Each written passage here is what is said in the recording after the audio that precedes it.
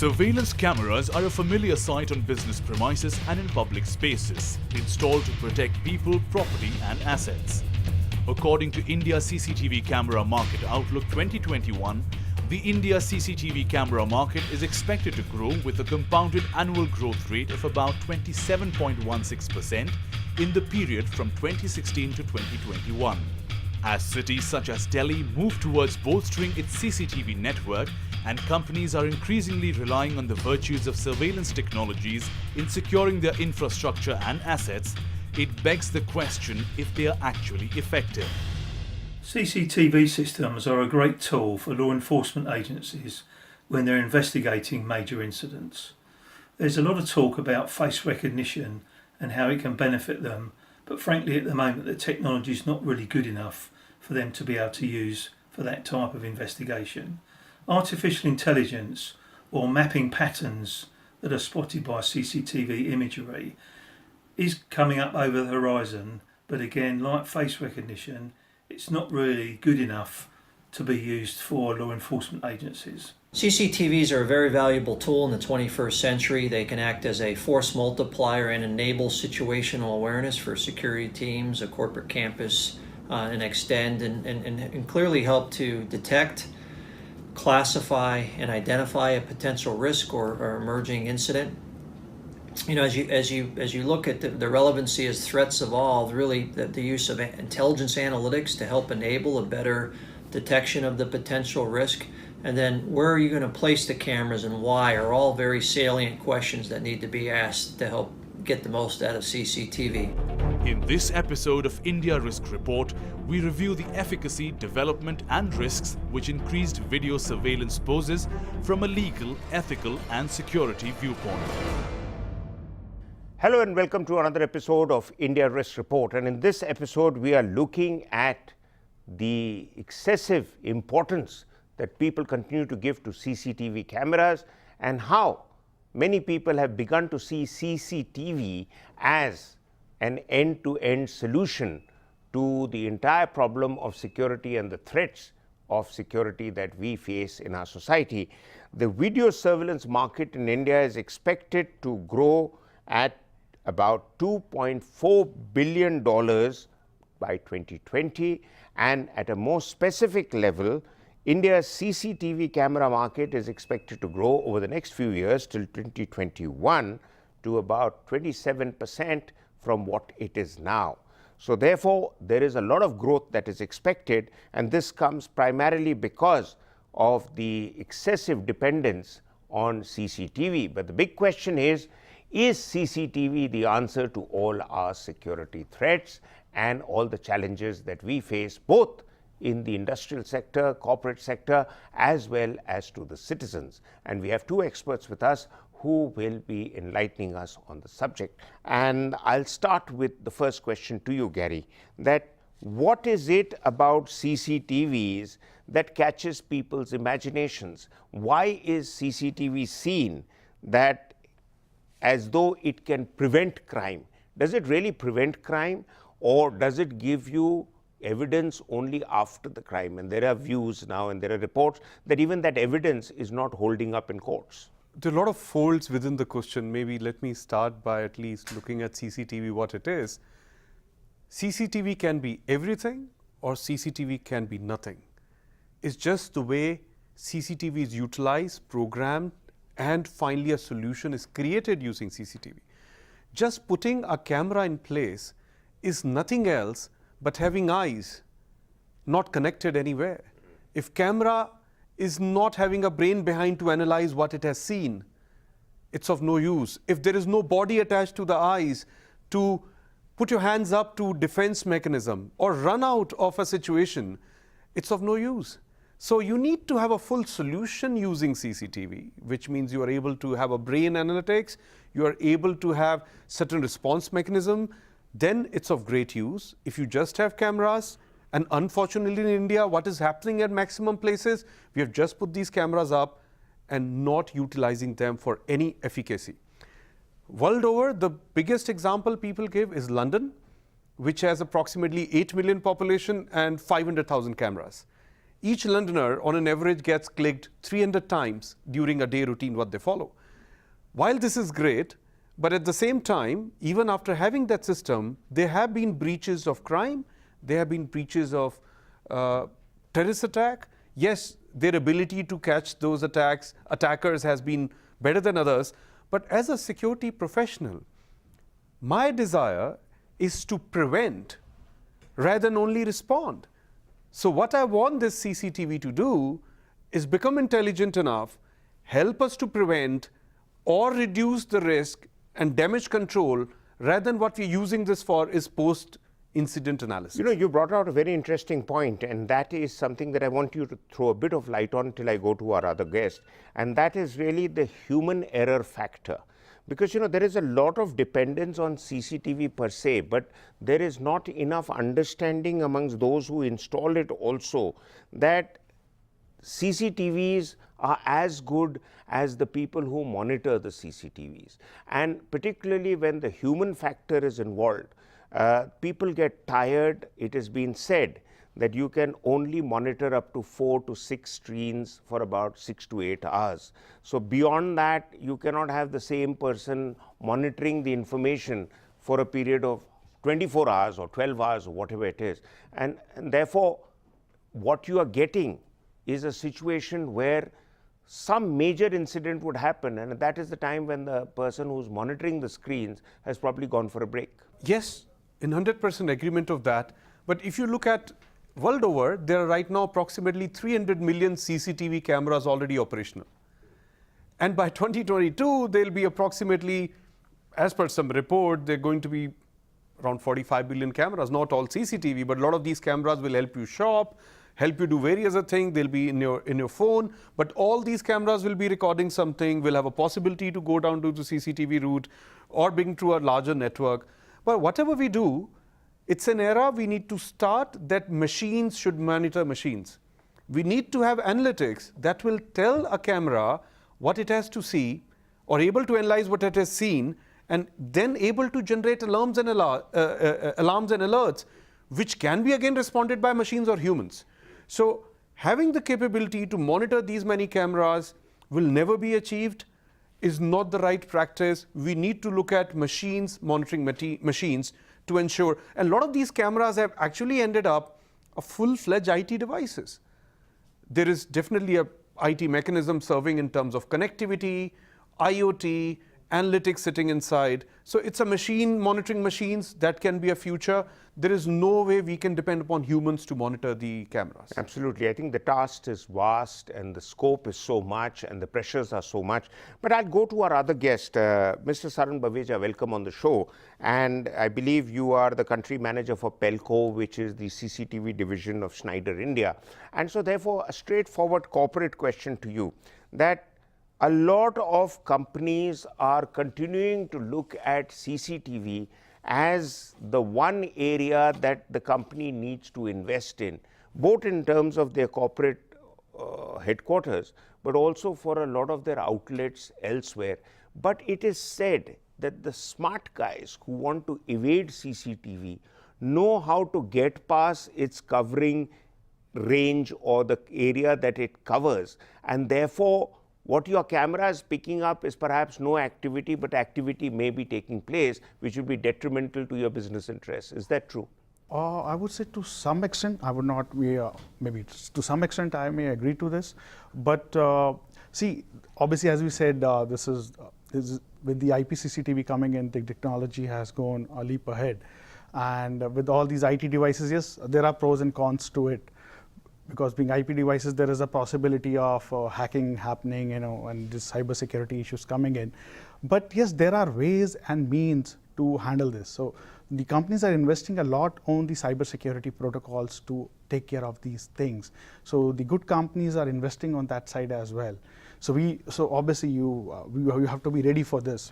So we have been proactive on this. We have been understanding from the market what is happening, and most of the OEMs, they are investing on that side of it to handle these things. These episodes should not happen of hacking and all.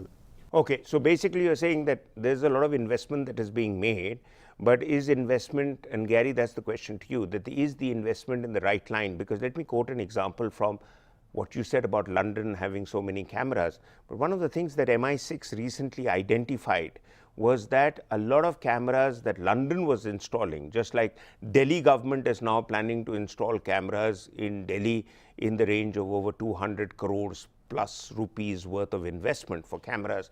But a lot of these cameras, you then look for L1 products, which is the lowest available price, and the lowest available price are often the Chinese products. And the London intelligence agencies have found that many of these cameras have certain devices inside them which are allowing the original manufacturer to monitor exactly what you are trying to monitor through your CCTV, and therefore getting inputs into very, very confidential areas sometimes which you don't want them to get. Is that true? So the world of collecting intelligence discreetly is available at all means. In fact, there are people who talk about all the operating system of all the machines only made in USA, and they have the ability to control the machines. A lot of manufacturing of cameras happening in China and Taiwan, so they will have the capability to monitor it. Most of the phones are again made in China and Taiwan. They hold far more sensitive information than only the cameras. So these challenges will remain live, will remain part of discussions. But at the same time, I will also like to challenge the efficacy of CCTV to crime control and all the other factors which we are possibly using as of now the CCTVs for. And I would like to make a comment more on the Indian context right now. I think the Indian smart city developers, law enforcement agencies, security consultants, security professionals all have found a very easy way to show what they're doing in security by saying, I'll get CCTV. And like I mentioned earlier, what they're bringing in is eyes which are not connected anywhere. So I will like to really challenge whether CCTV is even the right investment or not. Unless you are able to create a solution out of CCTV, actually you're wasting money, because the CCTV is not only the cost of camera, the bigger cost of connectivity so that all the camera images can be stored to the storing location, storing all that huge amount of data for a certain number of days. So it's a huge cost. Maybe something else being done for prevention could have been better. So unless you create a solution, CCTV is not the only thing you need to look at. Well, that is becoming evident, that CCTV is not your only security solution. And quite frankly, in as much as people continue to rely on CCTV, CCTV does present a lot of challenges to people, societies, industry, and the government in terms of what it can deliver. But that after a break.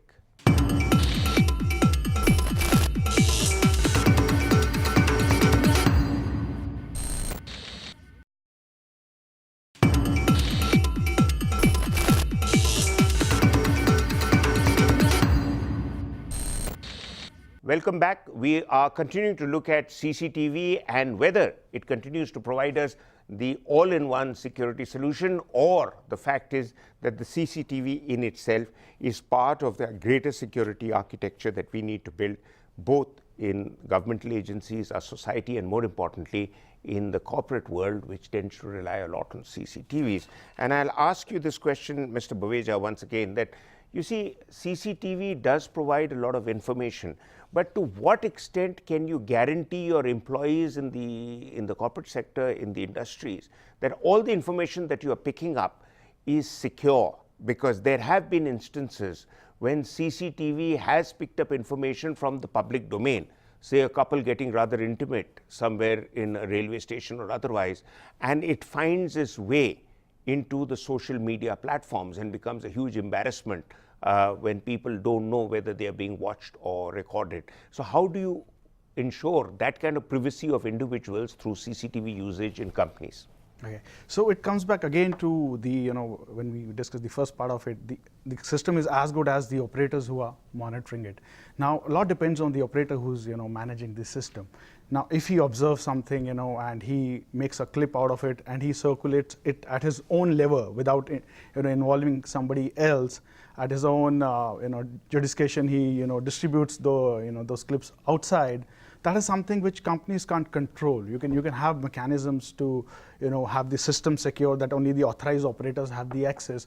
But if the operator decides to make a clip and leak it outside, it's something sometimes get beyond. Do you have rules and you have confidentiality clauses by which operators are signatory to that you can legally penalize them? Absolutely, absolutely. So that is the postmortem side of it. So once it happens, those legal actions are being taken. But because as we say, as video surveillance OEMs, our job finishes once the job is handed over to the end user. And normally what is happening right now is the operators are normally hired by the end user companies. So it is not normally managed by the CCTV company. It is managed by the end user himself. Now he's hiring the operators, and again, there are no regulations to hire operators. You can hire anybody, maybe a normal security guard who's not even well qualified. Even if he's managing the system, he does not have the right education set to understand what is sensitive, what is not sensitive, what he should do, what he should not do. And if he does all these things at his own level, so these sometimes they create nuisance.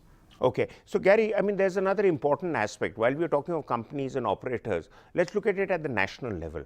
Now, is there any kind of a move, like I know regulations don't exist, but is there some kind of a move for governmental regulations and standard security practices on products and procedures to be implemented quickly because of the expanding market reach of CCTVs, the great dependence of people on CCTVs, and so therefore, from what I understand, that there are very few regulatory, if any, mechanisms, whether for industry or for individuals or private housing societies or the government using it on the streets. There are lakhs and lakhs worth of cameras that are being installed. I was told Delhi government itself just around 26 January takes in cameras worth 5 crores worth of installation just to ensure security during that period. So are there any government regulations? And linked with that is the fact that is there a standard duration period that needs to be provided in the court as evidence? Because up to now, nobody seems to be, from what I know, been punished by the courts based on CCTV evidence. So what do you suggest if it doesn't exist? Yeah, very interesting here, and maybe allow me to put my answer in 3 different buckets. First, how the present regulation environment exists, doesn't exist. Number 2, courts. Thirdly, maybe is also the future. Presently in India, there is no law or regulation which provides guideline or mandate in terms of deployment, use of information and other aspects, which is very sad. It doesn't exist, although government is regularly planning to deploy so many cameras. Number 2, some of the countries, again I'll go back to England in this case, has defined wonderful norms that how exactly the footage has to be captured, what percentage of screen camera, what resolution, how it has to be stored, and how it has to be preserved and presented to the court to be acceptable as an evidence. So there's a full procedure. We need to graduate to that as well. So that's the first portion. So we don't have it as of now. There are certain industry bodies making an effort. I'm very glad to say that Fire and Security Association of India took a step to create first deployment standards. So in fact, I chaired the committee over there, which has made. And I believe you have even authored the report. Yes. So CCTV deployment standards in luxury hotels. So it covers only that much, but it's an endeavor by FSAI to take it to some guidelines and standards, and there's no need every time to look towards the government to make a standard or deployment standard. The industry can create something which can be a great practice, start following it as well. So that's about second bucket about court and what can be done. Third is future. Regulations in this case are not going to be very easy. While I've been continuously saying the CCTV may not be everything, but before I get shot down by these camera companies, I must also commend that they are doing a wonderful work of regularly upgrading the technology. What is happening over there is they are trying to build solutions around the camera itself. So you buy one and you get the solution rather than camera. Just 2 examples for future. They're bringing backscatter technology, which can detect weapon on me. They're bringing technology which can even identify what is my mood. Am I angry? Am I sad? Okay, so some very important points raised by you, Gary, but I'd like to go back to Mr. Baveja to ask that what is it that the industry can do to ensure in terms of supporting initiatives which can provide us with the kind of technology which serves our purpose, has got fair amount of indigenous ingredients, at the same time doesn't compromise our security because we're totally dependent on Chinese or whatever products. Yes. So what is happening is right now, at present, yes, government has put a very good, Make in India initiative. But in Make in India initiative right now, it doesn't qualify whether you have to use 51% or more than 50% of components from India. It says and if you're making in India, that qualify there. So right now what is happening is people are getting all the components from outside, assembling it and calling it as Make in India, which is technically not right, because if you really want Make in India, the chips, the processors, all those important technology components have to be manufactured in India. That can only happen if there's a regulation from the government, and they put that in Make in India, at least more than 50% of the components have to be manufactured in-house within the country. So once that happens, we can see some progress happening, technology developments happening on that side. Then maybe all these global manufacturers who are making these processors and these chips and sensors, they will come to India and put their plants here, and then we can have these technology developments happening out of India. But without the government interfering in it, without any government regulations, it seems challenging to move in this direction. So right now, from what I understand, it's a free-for-all situation. Absolutely. And the fact is that there are many challenges that continue to pose for us in our society in terms of what kind of technology to absorb, who will absorb it, who will control it, to what extent will it have indigenous products and external products. But quite frankly, there are advantages that CCTV provides, and the biggest advantage it does provide is in the mind of a potential criminal, and not a seasoned criminal, but potential criminal, that it works as a deterrent. And I think it is the deterrent factor. But the big question is, are we willing to spend hundreds of crores only to work on a product which works as a deterrent, or are we willing to spend both in indigenizing and encouraging local industry to take the place of overseas suppliers, regardless of the branding they provide, because even big products internationally are not necessarily that safe, as we've seen with the model elsewhere in the world. Thank you very much for being with us on the show. We'll be back next week with another episode. Until then, goodbye.